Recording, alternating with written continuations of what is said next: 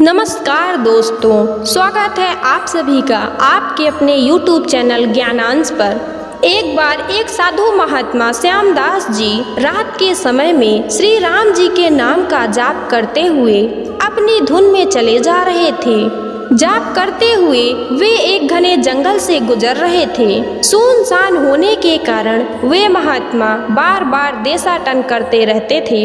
वे किसी भी स्थान में अधिक समय तक नहीं रुकते थे। वे ईश्वर के नाम के प्रेमी थे, इसलिए वह दिन रात राम के नाम का जाप किया करते थे तथा औरों को भी उसी मार्ग पर चलने की सलाह देते थे। श्यामदास जी घने जंगल में मार्ग भूल गए थे, पर अपनी धुन में चले जा रहे थे। जहाँ राम ले चले वहाँ दूर अंधेरे के बीच में बहुत सी दीप मालाएं प्रकाशित थी। महात्मा जी उसी दिशा की तरफ चलने लगे। पास में पहुँचते ही देखा कि बट वृक्ष के पास अनेक प्रकार के वाद्य यंत्र बज रहे हैं। नाच गाना और शराब की महफिल जमी है।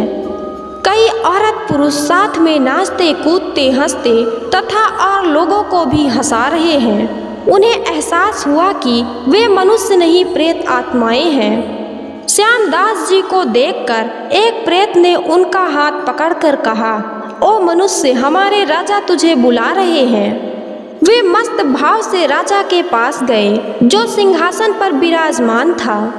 वहाँ राजा के आसपास कुछ प्रेत आत्माएं खड़ी थीं। प्रेतराज ने कहा, तुम यहाँ किस लिए आए हो?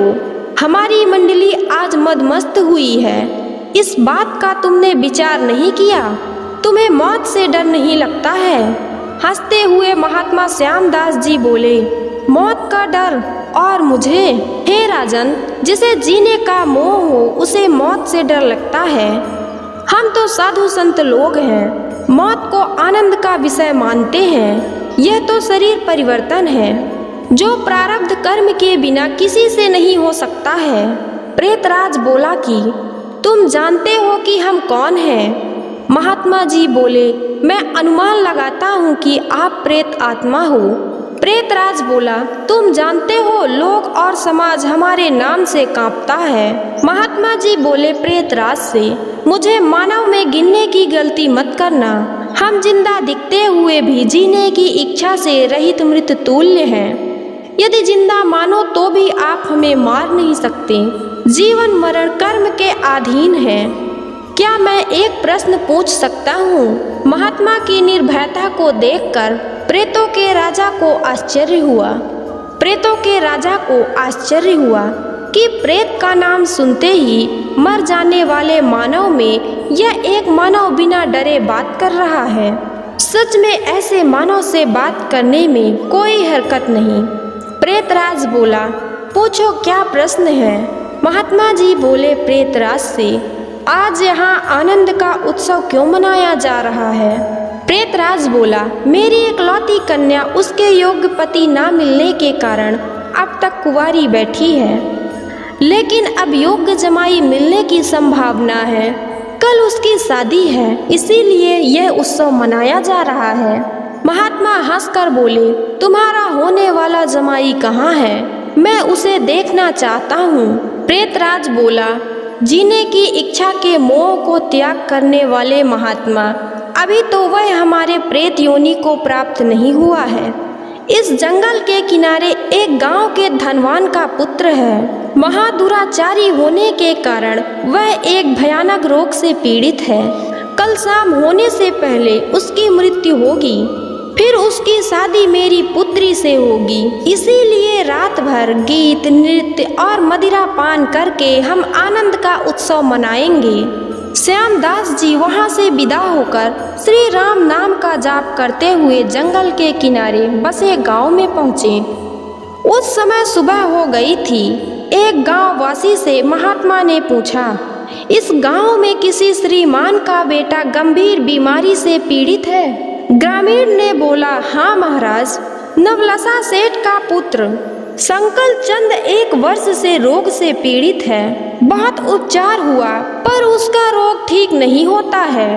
महात्मा बोले, क्या वे जैन धर्म मानते हैं? ग्रामीण बोला, उनके पूर्वज जैन थे, किंतु भाटिया के साथ व्यापार करते हुए अब वे वैष्णव हुए हैं। महात्मा नवलसा सेठ के घर पहुँचे।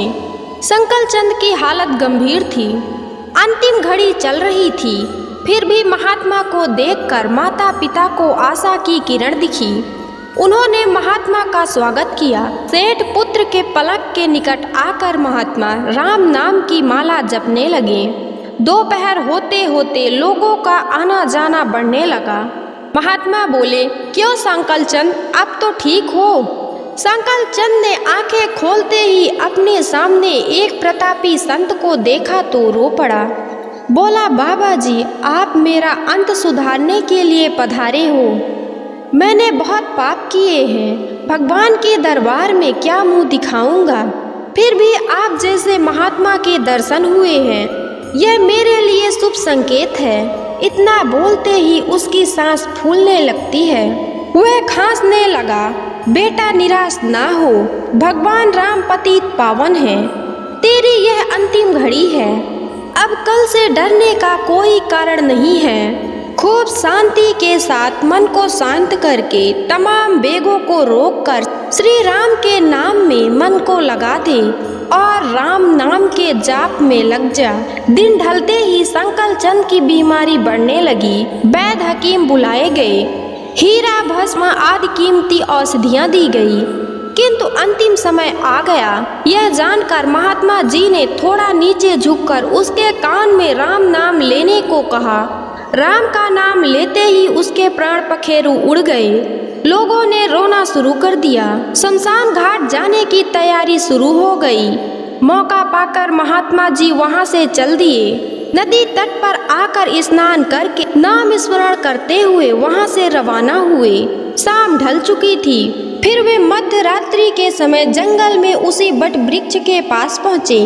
प्रेत समाज उपस्थित था। प्रेतों के राजा सिंहासन पर हताश होकर बैठे थे। आज गीत नृत्य हास कुछ न था। चारों ओर करुण आक्रंद हो रहा था। सब प्रेत रो रहे थे। महात्मा ने पूछा, प्रेतराज, कल तो यहाँ आनंद उत्सव था, आज शोक समुद्र लहरा रहा है, क्या कुछ अहित हुआ है? प्रेतराज ने कहा, हाँ भाई, इसीलिए रो रहे हैं। हमारा सत्यानाश हो गया। मेरी बेटी की आज शादी होने वाली थी, अब वह कुंवारी रह जाएगी। महात्मा कहते हैं, तुम्हारा जमाई तो आज मर गया है, फिर तुम्हारी पुत्री कुंवारी क्यों है? प्रेतराज ने चिढ़कर कहा, तेरे पाप से। मैं ही मूर्ख हूँ कि मैंने कल तुझे सब बता दिया। तूने हमारा सब सत्यानाश कर दिया। महात्मा ने नम्र भाव से कहा, मैंने आपका अहित किया, यह मुझे समझ में नहीं आता। क्षमा करना मुझे, मेरी भूल को बताने का कष्ट करो तो मैं दोबारा नहीं करूँगा। प्रेतराज ने जलते हृदय से कहा, यहाँ से जाकर तूने मरने वाले को राम स्मरण का मार्ग बताया और अंत समय में भी राम नाम कहलवाया। इससे उसका उद्धार हो गया और मेरी पुत्री कुंवारी रह गई। महात्मा जी कहते हैं, क्या सिर्फ एक बार राम नाम जप लेने से वह प्रेत योनि से छूट गया? आप सच कहते हो? प्रेतराज बोला, हाँ मानव, जो मनुष्य राम नाम जप करता है वह राम नाम जप के प्रताप से कभी हमारी योनि को प्राप्त नहीं होता। भगवान राम नाम के जाप में नर को उद्धारणी शक्ति है। प्रेत के द्वारा राम नाम का यह प्रताप सुनकर महात्मा जी प्रेमाश्रु बहाते हुए भाव से समाधि में लीन हो गए। उनकी आंखें खुली तो वहाँ प्रेत समाज नहीं था।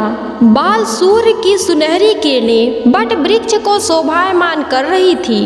यदि आपको यह कहानी पसंद आए तो वीडियो को एक लाइक करें, शेयर करें और हमारे चैनल ज्ञानांश को सब्सक्राइब करें। धन्यवाद।